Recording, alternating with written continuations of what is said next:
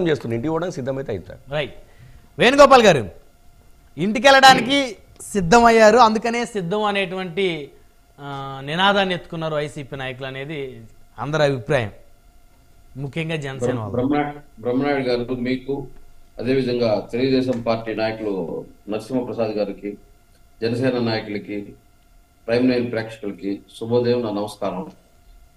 బ్రహ్మనాయుడు గారు, మేము చెప్తున్నది ఏమిటంటే, ఈరోజు భీమిలి సభ నుంచి జగన్మోహన్ రెడ్డి గారు ప్రజలు ఉద్దేశించి మాట్లాడుతూ 2024 జరిగే సార్వత్రిక ఎన్నికల్లో పేదలకి పెద్దలకి మధ్య పెత్తందారులకి మధ్య జరిగే కురుక్షేత్రము ఖచ్చితంగా ఈ 70 రోజులు మనం పనిచేయాలని చెప్పేసి ఏదైతే జగన్మోహన్ రెడ్డి గారు సిద్ధమా అని చెప్పి అడగడం జరిగింది. ఈరోజు చెప్తున్నాం, పేదవాడికి సంక్షేమం ఇస్తే అడ్డుకుంటారు. ఈరోజు ఏదైతే 4,58,337,722 మంది లబ్ధిదారులకు 1,81,460 కోట్లు ఈరోజు డిబిటీ ద్వారా, అంటే అమ్మఒడి, వైఎస్ఆర్ కాపు నేస్తం, వైఎస్ఆర్ చేయుత, వైఎస్ఆర్ సున్నా వడ్డీ ఇలాంటి కార్యక్రమాల ద్వారా 1,81,460 కోట్లు త్రూ బ్యాంక్ ద్వారానే జగన్మోహన్ రెడ్డి గారి ఏదైతే ఎస్సీ, ఎస్టీ, బీసీ, మైనార్టీలకి వెనకబడిన ఏదైతే బలహీన వర్గాలకు సంబంధించిన వాళ్ళందరితో పాటు ఏదైతే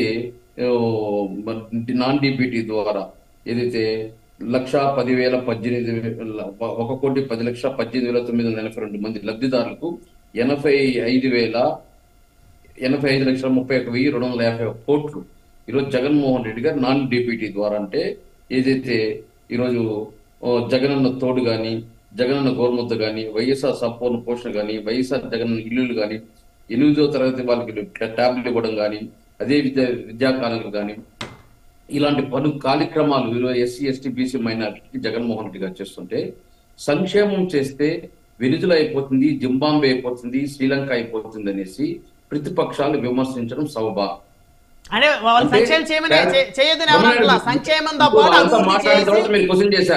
వాళ్ళంతా మాట్లాడిన తర్వాత మీరు క్వశ్చన్ చేశారు.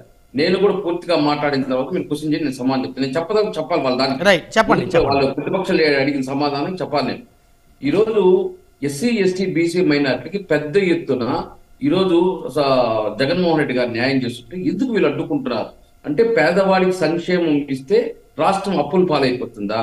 మరి మీ పార్ట్నరు చంద్రబాబు నాయుడు గారు కూడా 3,50,000 కోట్లు అప్పులు చేశాడు. మరి రాష్ట్రానికి సంక్షేమం ఏమి ఇచ్చాడు? అమెరికా చేస్తాను, అమెరికా చేస్తాను, అదే విధంగా రష్యా చేస్తాను, లేకపోతే ఇంకో దేశం చేస్తానని చెప్పేసి వీడికి విమానాలు వేసుకొని తిరిగాడే తప్ప 3,58,000 కోట్లు అప్పు చేశాడు చంద్రబాబు నాయుడు. మరి ఆ రోజు ఎందుకు ఇలేదు? సంక్షేమం ఇలేదు. అదే బడ్జెట్, అదే అప్పులు, అదే కదా. ఈరోజు జగన్మోహన్ రెడ్డి గారు దాన్ని ఎంత 2 లక్షల కోట్లు చేశారు, అప్పు పెంచాడు, అంతే. మేము చెప్పడం ఏమంటే, ఈరోజు సంక్షేమం ఇస్తే పేదవాడు అడ్డుకుంటాడు, అభివృద్ధి చేస్తే అడ్డుకుంటాడు. ఈరోజు ఇచ్చాపురం నుంచి కుప్పం వరకు మనం చూస్తాం, శ్రీకాకుళం నుంచి కుప్పం వరకు చూస్తాం. ఈరోజు సచివాలయాలు 15,000, ప్రతి గ్రామం పోతే ఒక సచివాలయం ఉంటుంది, నాడు నేడు స్కూళ్ళు ఉంటుంది, ఆర్బికే సెంటర్లు ఉంటాయి, 10,778 ఆర్బికే సెంటర్లు ఉంటాయి, డిజిటల్ లైబ్రరీలు ఉంటాయి, వైఎస్ఆర్ విలేజ్ క్లినిక్లు 10,052 వైఎస్ఆర్ విలేజ్ క్లినిక్లు ఉంటాయి, యూహెచ్సిలు 542 ఉంటాయి. అదే విధంగా ఈరోజు రోడ్లు లేదని విమర్శిస్తారు. తెలుగుదేశం ప్రభుత్వం 8,000 కిలోమీటర్ల రోడ్లు వేశారు. జగన్మోహన్ రెడ్డి గారి పీరియడ్ లో 17,230 కిలోమీటర్లు రోడ్లు వేయడం జరిగింది. అదేవిధంగా జిఎస్డిపిలో వైఎస్ఆర్సీపీ ఫస్ట్ ప్లేస్ లో ఉండే ప్రభుత్వము తెలుగుదేశం ప్రభుత్వం వాళ్ళ హయాంలో 22వ స్థానంలో ఉంది.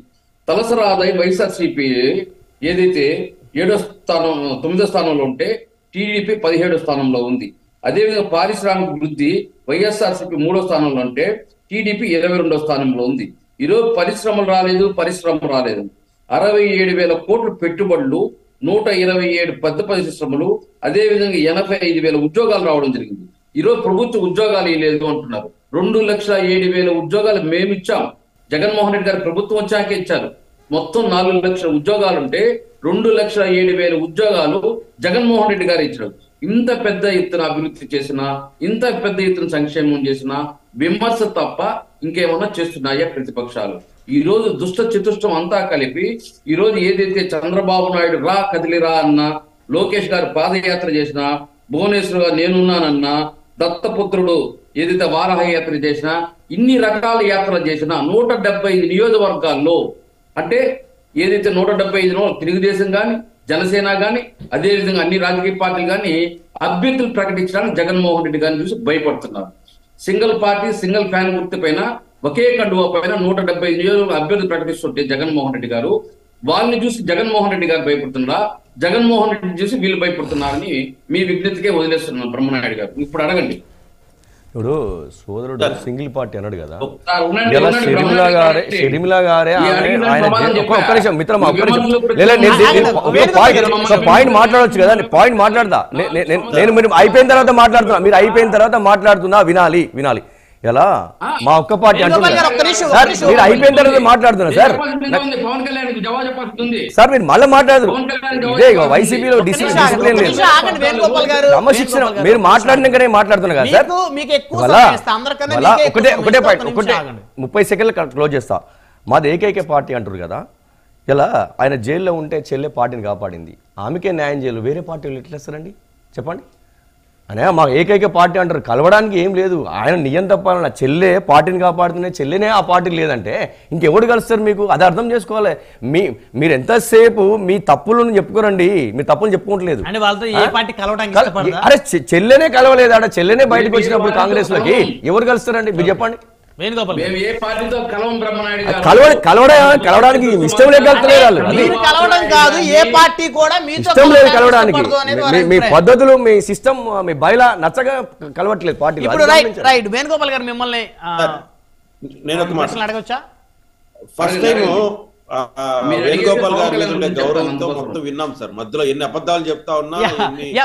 ఒక్క నిమిషం, నరసింహప్రసాద్ గారు అయితే సంక్షేమం చేయొద్దని ఎవరు చెప్పరు, ఏ రాజకీయ పార్టీ నేతలు ఎవరు చెప్పరు. కాకపోతే అభివృద్ధితో పాటు సంక్షేమం చేయమనేది రాష్ట్రంలో అందరూ కోరుకునేది.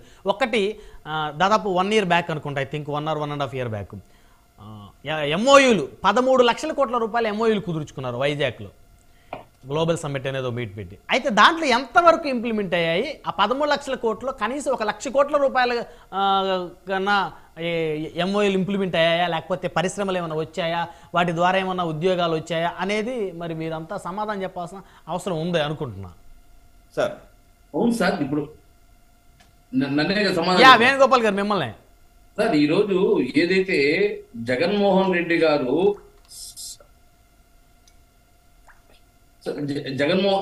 ఉంది, ఒక నిమిషం సార్, జగన్మోహన్ రెడ్డి గారు ఏదైతే ఈరోజు పెద్ద ఎత్తున పరిశ్రమలు తేవడం జరిగింది కాబట్టి విద్యుత్ రేట్లో మూడో స్థానంలో ఉంది. దాని డీటెయిల్స్ కూడా ఉంది నా దగ్గర, చెప్తాను. ఒక సెకండ్ టైం ఇస్తే చెప్తాను. పారిశ్రామిక వృద్ధిలో 3వ స్థానం ఉంది. టీడీపీ 22వ స్థానంలో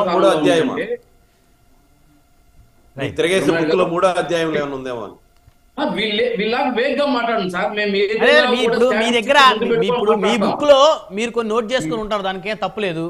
ఏదైతే జగన్మోహన్ రెడ్డి గారు అసెంబ్లీలో చెప్పడం కానీ, పార్లమెంట్ లో చెప్పినవి కానీ దాన్ని పరిగణన తీసుకొని మాట్లాడతాం కానీ వీళ్ళగా వేగ్గా ఏదో చెప్పారు సార్. ఈ రోజు జిఎస్ఐ సదస్సులో 13.5 లక్షల కోట్లు రావడం జరిగింది. దానివల్ల 6 లక్షల ఉద్యోగాలు, అదే విధంగా ఏదైతే ఈ 13.5 లక్షల ద్వారా 6 లక్షల ఉద్యోగాలకి కల్పన, అంటే ఈరోజు ఎంఏవీలు జరిగినాయి. పోయిన ఫిబ్రవరిలో ఎంఏవీలు జరిగాయి. ఆ ఎంఓయూల ద్వారా ఈరోజు దాదాపు 70,000 కోట్ల దాకా పెట్టుబడులు రావడం జరిగింది. అంటే ఊరికే వేగంగా చెప్పడంలా వాళ్ళు పెట్టుబడులు పెట్టడం, ఒక 7-8 సంస్థలు వస్తే ఆ సంస్థలో పెట్టుబడి ఇప్పటి వరకు 70,000 కోట్లు పెట్టేట్టు అధికార లెక్కల ప్రకారం మరి మిగతా 12,30,000 కోట్లు కుదుర్చుకున్న ఎంఓయూల సంగతి ఏంటి? మీరే చెప్తున్నారు 13 లక్షల కోట్ల రూపాయల ఎంఓయూలు కుదిరితే వైజాగ్ గ్లోబల్ సమ్మిట్ మీట్ లో 70,000 కోట్ల రూపాయల పెట్టుబడులు వచ్చాయన్నారు. ఓకే, మీరు చెప్పిన దాన్ని అగ్రి అవుతాం. ఎవరు కూడా దానికి సంబంధించిన ఆధారాలు చూపించమని ఎవరు అడగరు. మిగతా 12,30,000 కోట్ల రూపాయల ఎంఓయూలు ఇప్పుడు కోట్లు పెట్టరు సార్, ఒకేసారి పెట్టరు. ఈ ప్రతి ఇయర్ పెంచుకుంటా పోతారు వాళ్ళు. ఓకే, ఏది పింఛన్లు పెంచినట్ట? ఓకే బ్రహ్మనాయుడు ఒకసారి చెప్పండి. అదే పెంచుకుంటా పోతారంటే సంవత్సరానికి ఒక 70,000 కోట్లు 1,00,000 కోట్లు అట్లా 13 సంవత్సరాలు వస్తాయి. 1,00,000 కోట్లు పెట్టుబడి పెడతామంటే ఏమని ఒకేసారి 1,00,000 కోట్లు తెచ్చి మేము ఒక ఇండస్ట్రీ ఓపెన్ చేస్తామంటే ఒకే రోజు నుంచి 1,00,000 కోట్లు పెడేస్తారా? ఒకే రోజు నుంచి 1,00,000 కోట్లు పెడతారా? సంస్థను అభివృద్ధి చేసుకుంటూ పోతారు. ఆ విధంగా 13.5 లక్షల కోట్లు ఎంఓయూలు వచ్చింది.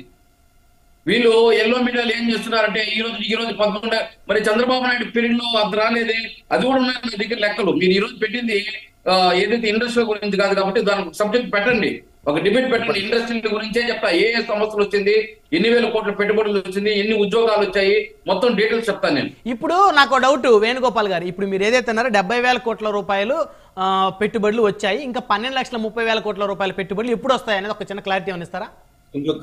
సార్ ఒక్కొక్క సంస్థ 10,000 కోట్లు 8,000 కోట్లు ఈ రోజు ఏదైతే వాళ్ళు సంస్థ దాన్ని ప్రకటిస్తారు, దాన్ని టోటల్ గా 13.5 లక్షల కోట్లు అధికార లెక్కల ప్రకారం ఉండేది. అంటే ఒక్కొక్క సంస్థ ఇప్పుడు 4,000 కోట్లు ప్రాజెక్టులు పెట్టాలంటే వాళ్ళు ఫస్ట్ ఏం పెడతారు, 500 కోట్లు 600 కోట్లు పెట్టి ఆ ప్రాజెక్టు పెట్టి అంచెల వారికి పెంచుకుంటా పోతారు. ఆ విధంగా భవిష్యత్తులో ఈ 70,000 కోట్లే 13 లక్షల కోట్ల రూపాయలు వర్త్ అవుతుంది అయితే. అవును, 13.5 లక్షల కోట్లకు వర్త్ అవుతారు. నరసింహప్రసాద్ గారు, తర్వాత పొదిగి పెద్ద పిల్లలు అయిన తర్వాత అది ఒక 2 కేజీల మటన్ చికెన్ లాగా అవుతుంది. అయ్యా మీకు 23 సీట్లు వచ్చింది, పవన్ కళ్యాణ్ లేకపోతే మీకు అది కనీసం ఏది ఎమ్మెల్యే